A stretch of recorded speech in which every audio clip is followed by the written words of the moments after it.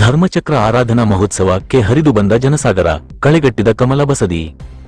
ಬೆಳಗಾವಿ ತಳಿರು ತೋರಣಗಳಿಂದ ಸಿಂಗಾರಗೊಂಡ ರಸ್ತೆಗಳು, ಶ್ರಾವಕಿಯರನ್ನು ಕಮಲ ಬಸದಿ ಸ್ಥಳಕ್ಕೆ ಆಹ್ವಾನಿಸುತ್ತಿರುವ ಸ್ವಾಗತ ಕಮಾನುಗಳು, ರಸ್ತೆಯದ್ದಕ್ಕೂ ಜನಸಾಗರ, ಮೈಕ್ಗಳಲ್ಲಿ ಅಲೆಯಾಗಿ ಕೇಳಿಬರುತ್ತಿರುವ ಭಜನೆ, ಭಕ್ತಿಗೀತೆಗಳು. ಹೌದು, ಇದು ಬೆಳಗಾವಿಯ ಕಮಲ ಬಸದಿಯಲ್ಲಿ 5 ದಿನಗಳ ಧರ್ಮಚಕ್ರ ಆರಾಧನಾ ಮಹೋತ್ಸವ ಕಾರ್ಯಕ್ರಮದಲ್ಲಿ ಕಂಡುಬಂದ ದೃಶ್ಯಗಳಿವು. ಐತಿಹಾಸಿಕ ಕೋಟೆ ಆವರಣದಲ್ಲಿರುವ ಕಮಲ ಬಸದಿಯಲ್ಲಿ 5 ದಿನಗಳ ಕಾಲ ನಡೆಯಲಿರುವ ಧರ್ಮಚಕ್ರ ಆರಾಧನಾ ಮಹೋತ್ಸವಕ್ಕೆ ಅದ್ದೂರಿ ಚಾಲನೆ ನೀಡಲಾಗಿದೆ. ಇನ್ನು 3 ದಿನ ಕಮಲ ಬಸದಿಯ ಬಳಿ ಭಕ್ತಿ ಭಾವದಲ್ಲಿ ಶ್ರಾವಕಿಯರು ಮಿಂದೇಳಲಿದ್ದಾರೆ.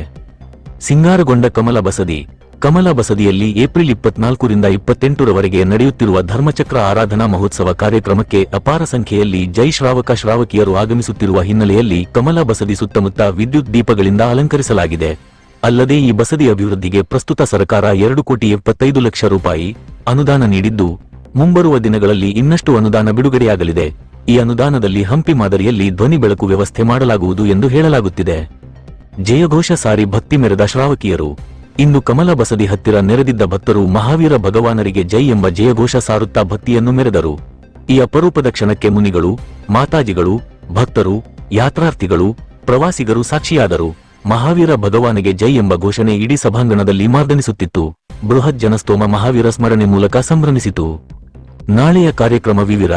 ಏಪ್ರಿಲ್ 26ರಂದು ಸಂಸದ ಜಗದೀಶ್ ಶೆಟ್ಟರ್, ಕೆಎಲ್ಇ ಸಂಸ್ಥೆಯ ಗೌರವಾಧ್ಯಕ್ಷ ಡಾ ಪ್ರಭಾಕರ ಕೋರೆ, ವಿಧಾನ ಪರಿಷತ್ತ ಸದಸ್ಯ ಲಖನ ಜಾರಕಿಹೊಳಿ, ಮಾಜಿ ಶಾಸಕ ಅನಿಲ ಬೆನಕೆ, ದಕ್ಷಿಣ ಭಾರತ ಜೈನ ಸಭೆಯ ಅಧ್ಯಕ್ಷ ಬಾಲಚಂದ್ರ ಪಾಟೀಲ, ಸಂಜಯ ಶೆಟೆ ಇವರು ಆಗಮಿಸಲಿದ್ದು ಅಂದು ಸುಮಾರು 500 ಮಕ್ಕಳಿಗೆ ಮೋಂಜಿ ಬಂಧನ ಕಾರ್ಯಕ್ರಮ ನಡೆಯಲಿದೆ. ಏಪ್ರಿಲ್ 27ರಂದು ಸಾಂಖ್ಯಿಕ ಇಲಾಖೆಯ ಕಾರ್ಯದರ್ಶಿ ಮನೋಜ ಜೈನ, ಜಿಲ್ಲಾಧಿಕಾರಿ ಮೊಹಮ್ಮದ್ ರೋಷನ, ಪೊಲೀಸ್ ಆಯುಕ್ತ ಬೊರಸೆ ಭೂಷಣ ಗುಲಾಬರಾವ, ಜಿಲ್ಲಾ ಪೊಲೀಸ ವರಿಷ್ಠಾಧಿಕಾರಿ ಕೆ ರಾಮರಾಜನ, ಮಹಾನಗರ ಪಾಲಿಕೆ ಆಯುಕ್ತ ಕಾರ್ತಿಕ ಎಂ, ಬುಡಾ ಆಯುಕ್ತ ಸಿ ಡಬ್ಲ್ಯೂ ಶಕೀಲಾ ಅಹಮದ್ ಇವರು ಆಗಮಿಸಲಿದ್ದು, ಅಂದು ಭವ್ಯ ರಥೋತ್ಸವ ನಡೆಯಲಿದೆ. ಈ ಎಲ್ಲ ಕಾರ್ಯಕ್ರಮಗಳು ಆಚಾರ್ಯ ಶ್ರೀ ಧರ್ಮಸೇನ ಮುನಿಗಳ ಸಾನ್ನಿಧ್ಯದಲ್ಲಿ ನಡೆಯಲಿವೆ. ಒಟ್ಟಾರೆ ಬೆಳಗಾವಿಯ ಕಮಲ ಬಸದಿಯಲ್ಲಿ 5 ದಿನಗಳ ಧರ್ಮಚಕ್ರ ಆರಾಧನಾ ಮಹೋತ್ಸವ ಕಾರ್ಯಕ್ರಮ ಜನಸಾಗರವೇ ಬರುತ್ತಿದ್ದು, ಇಡೀ ಕಮಲ ಬಸದಿಯಲ್ಲಿ ಹಬ್ಬದ ವಾತಾವರಣ ಕಂಡುಬಂತು.